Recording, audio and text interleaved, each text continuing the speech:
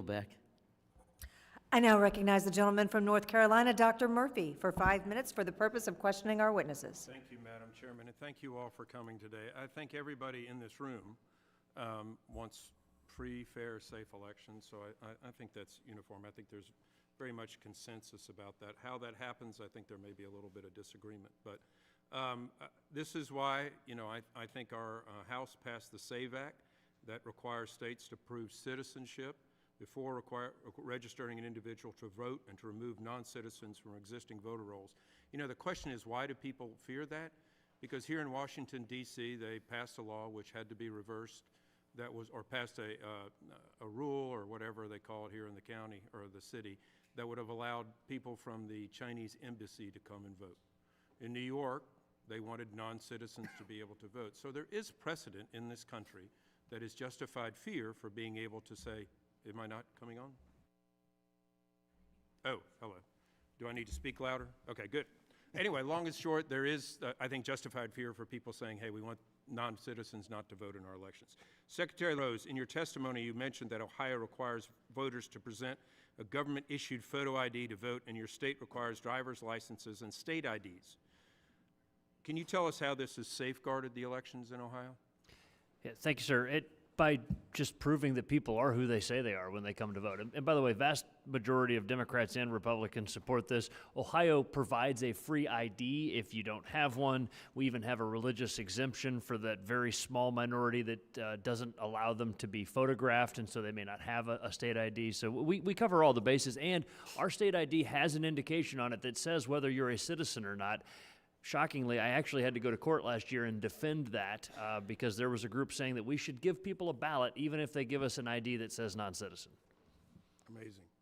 Ballot harvesting requires a lot of attention and for good reason, receives a lot of attention and for good reason. Fraudulent actions committed by third parties are a threat. Can you tell me what election security initiatives do you find to be the most effective in reducing fraud from these third-party collection of mail-in ballots? Well, Ohio recently outlawed the pre-populating of these forms by some of these third-party organizations because in many cases they were sending out pre-populated forms with inaccurate information on them. So now you have to fill the form out yourself.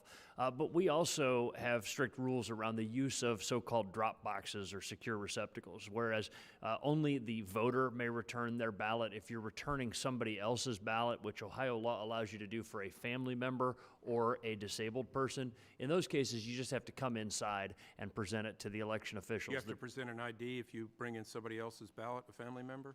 No, but you do have to sign an affidavit that says that you've been designated by a disabled Ohioan to return their ballot, and that has obviously the power of law behind it. All right, thank you. Secretary Landry, in your testimony, you shared that your governor issued a directive requiring the Office of Motor Vehicles to share information on non-citizens who hold Louisiana driver's license or ID. How can illegal immigrants take advantage of automatic voter registration, particularly when they come in contact with a state DMV? In Louisiana, illegal immigrants are not allowed to get a driver's license. Only those here legally can get a driver's license. And we previously did not have access to that information. And the Governor Landry, our governor now, ordered the DMV to provide that information to us, and it allows us to now audit our voter rolls to see if there are non-citizens on the voter rolls. But it's not enough. There's still information that we need, and getting access to the SAVE database will allow us to find even more people who may be on our rolls who are not citizens. You know, I've worked in some other countries during election periods, just playing doctor like I do sometimes, and I think it's a good look for this country that we want voters to be citizens, and we want our elections to have integrity. Secretary McGrain, your office has been sued for removing college student identification cards from the approval list of voter IDs for voter registration. How did that happen? What happened there? Idaho 2 years ago updated its voter ID requirements to register to vote, and I think to the core, how did it happen? I'm not sure. Like was mentioned earlier. Did it affect turnout? It did not affect turnout.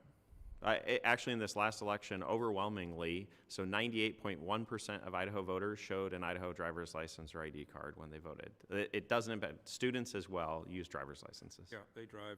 Yep. Thank you.